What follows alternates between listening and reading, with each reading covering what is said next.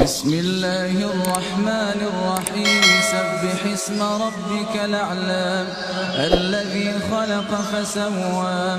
والذي قدر فهدى والذي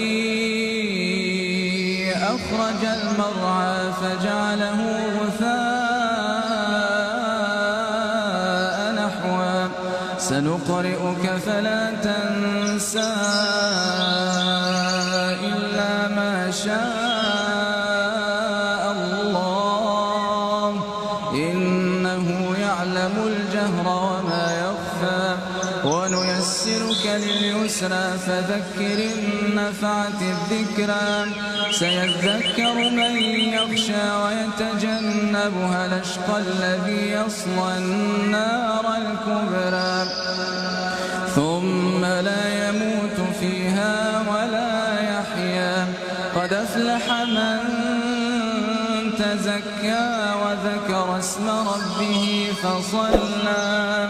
بل تؤثرون الحياة الدنيا والآخرة خير وأبقى إن هذا لفي الصحف الأولى صحف إبراهيم وموسى